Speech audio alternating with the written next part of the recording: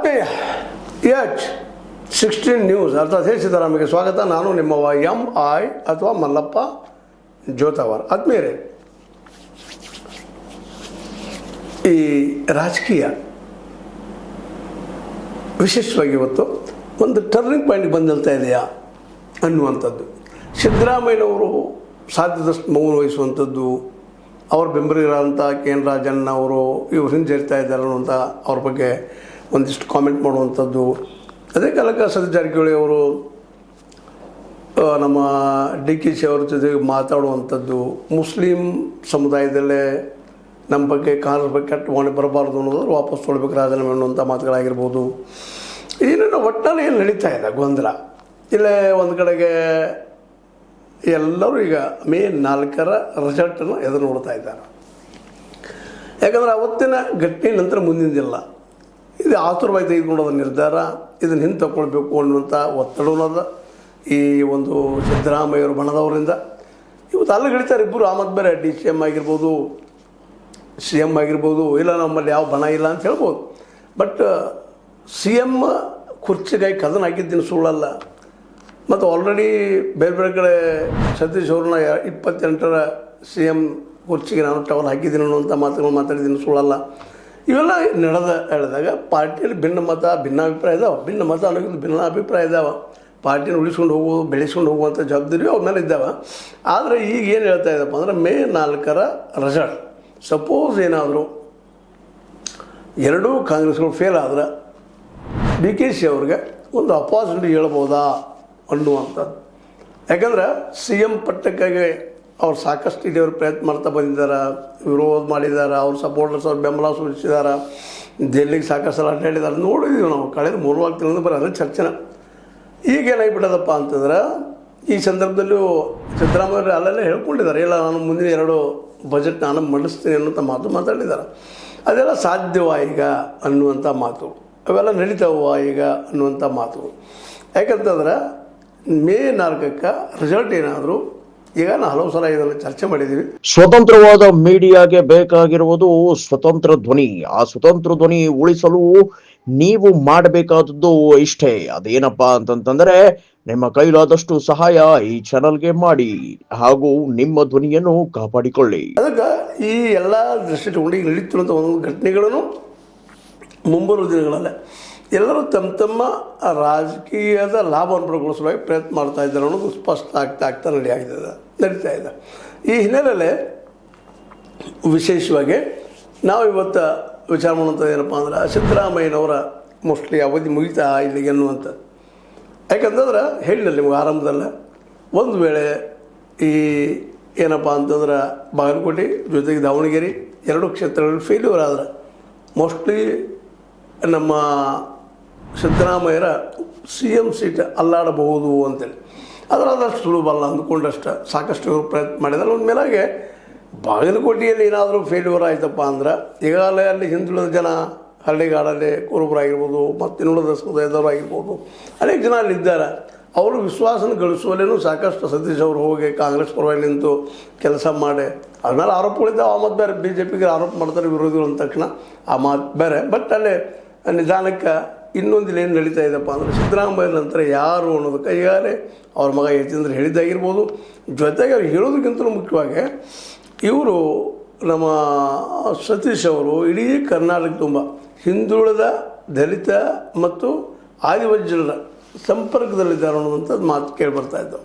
ಆ ಸಂಘಟನೆ ಮಾಡ್ತಾ ಇದ್ದಾರೆ ಅನ್ನುವಂಥ ಮಾತುಗಳು ಕೇಳಿ ಬರ್ತಾ ಇದ್ದಾವೆ. ಇದು ಒಂದು ರೀತಿಯಿಂದ ಸಿದ್ದರಾಮಯ್ಯ ನಂತರ ಯಾರು ಅನ್ನೋದಕ್ಕೆ ಉತ್ತರ ಹುಡುಕೋದಕ್ಕೆ ಇಲ್ಲೊಂದು ಉತ್ತರ ಅದ ಅನ್ನುವಂಥ ತೋರಿಸ್ಕೊಳ್ಳುವಂಥ ಪ್ರಯತ್ನಗಳಿದಾವೆ. ಈಗಾಗಲೇ ಮೀಡಿಯಾ ತುಂಬ ಅವುಗಳ ಬಗ್ಗೆ ಚರ್ಚೆ ಜೋರು ನಡೀತಾ ಇದ್ದಾವೆ. ಅದ್ರ ಜೊತೆಗೆ ಸಿದ್ದರಾಮಯ್ಯನವರು ಸಹಿತ ಈ ಹಿನ್ನೆಲೆಯಲ್ಲೇ DKಶಿ ಅವರು ಈಗಾಗಲೇ ತಾವು ಲಿಂಗಾಯತ ಅಥವಾ ಒಕ್ಕಲಿಗ ಪರ ಅನ್ನುವಂಥದ್ದನ್ನು ಮಲ್ಲಿಕಾರ್ಜುನ ಅವ್ರ ಮಗ SS ಮಲ್ಲಿಕಾರ್ಜುನ ಮಗ ನಮ್ಮ ಸಮರ್ಥ ಅವ್ರಿಗೆ ಸಪೋರ್ಟ್ ಮಾಡಿ ಟಿಕೆಟ್ ಕೊಡಿಸೋದ್ರಲ್ಲೇ ಅದರಲ್ಲೂ ಲಿಂಗಾಯತ ಲಾಬಿಗೆ ಒಂದು ಮಣಿ ಹಾಕಿದ್ರಿಂದಾಗೆ ಇಲ್ಲಿ 2 ಪಂಗಡಗಳು ಬಿದ್ದಂಗೆ ಆಗಿದ್ದಾವೆ ಕಾಂಗ್ರೆಸ್ನ. ಒಂದು ಅಹಿಂದ, ಇನ್ನೊಂದು ನಮ್ಮ ಒಕ್ಕಲಿಗ ಮತ್ತು ಲಿಂಗಾಯತರ ಒಂದು ಸಂಘಟನೆ ಇಲ್ಲಿ ಆಗ್ತಾ ಇದೆ ಅನ್ನುವಂಥದ್ದು. ಇದರಲ್ಲಿ ಯಾರು ಗೆಲ್ತಾರೋ ಸೋಲ್ತಾರೋ ಬೇರೆ ವಿಷಯ. ಬಟ್ ಪ್ರಥಮ ಬಾರಿಗೆ ಏನಾಗ್ಯದಪ್ಪ ಅಂತಂದರೆ ಇಲ್ಲ, ಸಿದ್ದರಾಮಯ್ಯರು ತಮ್ಮ ಒಂದು JDS ಜೊತೆಗಿನ ಸಂಪರ್ಕದಿಂದ ನಂತರದಲ್ಲಿ ಅಹಿಂದ ಮಾಡಿಕೊಂಡು ಆ ಅಹಿಂದ ಜೊತೆಗಿನ ಈ ಸತೀಶ್ ಅವರು, ಇನ್ನುಳಿದವರು ನಮ್ಮ MH ಒಂದು ಮಹದೇವಪ್ಪನವ್ರಂಥವ್ರು, HS ಮಹದೇವಪ್ಪನಂಥವ್ರು, ಇನ್ನುಳಿದವ್ರು ಎಲ್ಲರೂ ಕುಡ್ಕೊಂಡು ಬಂದಿದ್ರು ಅವತ್ತು. ಅವರೆಲ್ಲರೂ ಕುಡ್ಕೊಂಡು ಅಹಿಂದ ಮೂವ್ಮೆಂಟ್ ಮಾಡೋ ಸಂದರ್ಭದಲ್ಲೇ ಅದನ್ನು ತೊಗೊಂಡು ಕಾಂಗ್ರೆಸ್ಗೆ ಮರ್ಜ್ ಆಗಿದ್ದನ್ನು ನಾವು ಗಮನಿಸಬೇಕಾಗಿದೆ. ಹೀಗಾಗಿ ಕಾಂಗ್ರೆಸ್ಸಿಗೆ ಕರ್ನಾಟಕದಲ್ಲೇ ಅಹಿಂದದ ಬಲ ತುಂಬುವಲ್ಲೇ ಸಿದ್ದರಾಮಯ್ಯರು ಭಾಳ ಒಂದು ಏನಪ್ಪ ಅಂದ್ರೆ ಅಸ್ಥಿಭಾರ ಹಾಕಿದ್ರು ಅಂತೇಳಿ. ಹೀಗಾಗಿ ಸಿದ್ದರಾಮಯ್ಯರು ಇವತ್ತು ಅಹಿಂದ ನೆಲೆಗಟ್ಟಿನಲ್ಲೇ ಮುಖ್ಯಮಂತ್ರಿ ಆದರೂ ಇದನ್ನು ಇನ್ನಷ್ಟು ಬೆಳೆಸೋ ದಿಶೆಯಲ್ಲೇ ಅವ್ರಂತ ನಾನಪ್ಪ ಅಂತ ಹೇಳುವಂಥ ಒಂದು ಏನಪ್ಪ ಅಂದ್ರೆ ಮೆಸೇಜ್ ಕೊಡೋದನ್ನು ಇವತ್ತು ಸತೀಶ್ ಅವರು ಮಾಡ್ತಾ ಇದ್ದಾರೆ. ಸತೀಶ್ ಅವರು ಅದ್ರ ಜೊತೆಗೆ ತಮ್ಮ ಅಹಿಂದ ಜೊತೆಗೆ ಮುಸ್ಲಿಂ ಸಮುದಾಯವನ್ನು ಸಹಿತ ಜಗ್ಕೊಳ್ಬೇಕು ಅನ್ನೋಂಥ ಮಾತು ಇರ್ಬೋದು. ಯಾಕಂದ್ರೆ ಇಲ್ಲಿ DKಶಿ ಅವರು ಇಬ್ಬರನ್ನ ಸಸ್ಪೆಂಡ್ ಮಾಡಿ ಒಂದು ಏನಪ್ಪ ಅಂತಂದ್ರೆ ನಶೀರ್ ಅಹಮದ್ ಅಂತವ್ರಾಗಿರ್ಬೋದು, ಇನ್ನೊಬ್ಬರು ಜಫಾರ್ ಅವರಾಗಿರ್ಬೋದು, ಅಬ್ದುಲ್ ಜಫಾರ್ ಅವರಾಗಿರ್ಬೋದು, ಅವ್ರನ್ನ ಸಸ್ಪೆಂಡ್ ಮಾಡಿ ಒಂದು ದಿವಸ ಏನೋ ಮಿಸ್ಟೇಕ್ಸ್ ಮಾಡಿದ್ರು, ತಪ್ಪು ಮಾಡಿದರು ಅನ್ನುವಂಥದ್ದು ಮೆಸೇಜ್ ಹೋಗ್ತಾ ಇರೋ ಸಂದರ್ಭದಲ್ಲೇ ಆ ಡ್ಯಾಮೇಜ್ ಕಂಟ್ರೋಲ್ ಮಾಡೋದಾಗಿರ್ಬೋದು. ಮುಂದೆ ಜಹೀರ್ ಅಹಮದ್ ಖಾನ್ ಇದ್ದವ್ರನ್ನ ಅವರೂ ರಾಜೀನಾಮೆ ಕೊಡಿಸ್ಬೇಕಂತ ಪ್ರಯತ್ನ ಕೆಲವೊಂದು ಹೇಳೋದು ಅಲ್ಲೂ ಇರ್ತಾವೆ. ಪ್ರತಿಯೊಂದು ಪಾರ್ಟಿಯಲ್ಲೂ ಒಂದೊಂದು ಪಾರ್ಟಿಗಳು ಮತ್ತು ಪಾರ್ಟಿ ಇರ್ತಾವೆ, ಆ ದಿಸೆಯಲ್ಲಿ ಮಾಡಿದರು. ಅದನ್ನೆಲ್ಲ ತಮ್ಮ ಒಂದು ವಿಶ್ವಾಸ ತೆಗೆದುಕೊಂಡ ಪ್ರಯತ್ನ ಸತೀಶ್ವರು ಮಾಡೋದ್ರಿಂದಾಗೆ ಇವತ್ತು ಕರ್ನಾಟಕದಲ್ಲೇ ಮುಂಬರುವ ದಿನಗಳಲ್ಲಿ ಈಗಂತೂ ಒಂದು ಮೆಸೇಜ್ ಜೋರ್ದಾರ್ ಬರ್ತಾ ಇದೆಯಪ್ಪ ಅಂದ್ರೆ ಈ ಅವಕಾಶವನ್ನು ಸದುಪಯೋಗ ಮಾಡ್ಕೊಳ್ಬೇಕು. ಒಂದು ವೇಳೆ ಎರಡೂ ಕಡೆ ಬಿದ್ದರೆ ಟೀಕೆಶ್ ಲಾಭ ಮಾಡ್ಕೋಬೇಕು ಅನ್ನೋದು ಇರ್ಬೋದು. ಬಟ್ ಒಂದು ಥಿಂಗ್ ಏನಪ್ಪ ಅಂತಂದ್ರೆ, ಸಪೋಸ್ ಏನಾದರೂ ದಾವಣಗೆರೆ ಸೋತ ಬಾಗಲಕೋಟೆ ಗೆದ್ದರೆ ಇಲ್ಲಿ ಇನ್ನೊಂದು ಮೆಸೇಜ್ ಹೋಗೋ ಸಾಧ್ಯತೆಗಳು ಇದ್ದಾವೆ. ಏನಪ್ಪ ಅಂದ್ರೆ, ಲಿಂಗಾಯತರು ಸಪೋರ್ಟ್ ಮಾಡಿ ಮುಸ್ಲಿಮರು ವಿರೋಧ ಮಾಡಿಕೊಂಡು DKಶಿ ಅವ್ರು ಟಿಕೆಟ್ ಕೊಟ್ಟಿದ್ದು ಸಮರ್ಥ ಅವ್ರಿಗೆ ಅದು ಲಾಸ್ ಆಯಿತು ಅಂತ DKಶಿ ಅವ್ರಿಗೂ ಸಹಿತ ಹಿಂಬಡ್ತಿ ಆಗ್ಬೋದು. ಯಾಕಂತಂದ್ರೆ ಈಗಂತೂ CM ಪೋಸ್ಟ್ ಮೇಲೆ ಕ್ಯಾಂಡಿಡೇಟ್ ಅವರು ರಾಜಕೀಯ ಮಾಡ್ತಾ ಇದ್ದಾರೆ. ಆದರೆ ಇದೊಂದು ಏನೋ ಆಡಾಡದ ಒಂದು ಅಡಿಗೆ ಕೊಡೋದಂತಾರಲ್ಲ, ಆ ರೀತಿಯಾಗಿ ತಪ್ಪು ಮಾಡಿದರು, ಮುಸ್ಲಿಮರಿಗೆ ರಾಜೀನಾಮೆ ಅಡ್ವಾನ್ಸ್ ತೊಗೊಂಡ ಅನ್ನುವಂಥ. ಯಾಕಂದರೆ ಇನ್ನೂ ರಿಸಲ್ಟ್ ಬಂದಿಲ್ಲ. ಒಂದು ವೇಳೆ ಬಂದಾಗ ಸಮರ್ಥ ಅವ್ರು ಸೋತ್ರೆ ಇದು ಅಡ್ಡಿ ಇಲ್ಲ, ಕರೆಕ್ಟ್ ಡಿಸಿಷನ್ ತೊಗೊಂಡ್ರಪ್ಪ ಅನ್ನೋಂಗೆ ಆಗ್ತದೆ. ಜೊತೆಗೆ ಇನ್ನೊಂದು ಏನಾಗ್ತದಪ್ಪ ಅಂದ್ರೆ, ಇನ್ನೂ ಒಂದು ಮೆಸೇಜ್ ಏನು ಹೋಗ್ತದಪ್ಪ ಅಂದ್ರೆ, ಇವ್ರಿಗೆ ಒಪ್ಪಿಸಿದ್ದಿರೋದು ಗೆಲ್ಲಿಸ್ಕೊಂಡ್ಬರುವಂಥದ್ದು ಇವ್ರಿಗೆ ಸಾಧ್ಯ ಆಗಿಲ್ಲ ಅನ್ನೋ ಸಹಿತ ಅಡ್ವರ್ಸ್ ಇಫೆಕ್ಟ್ ಆಗೋ ಸಾಧ್ಯತೆಗಳು ಇದ್ದಾವೆ ಪಕ್ಷದಲ್ಲೇ.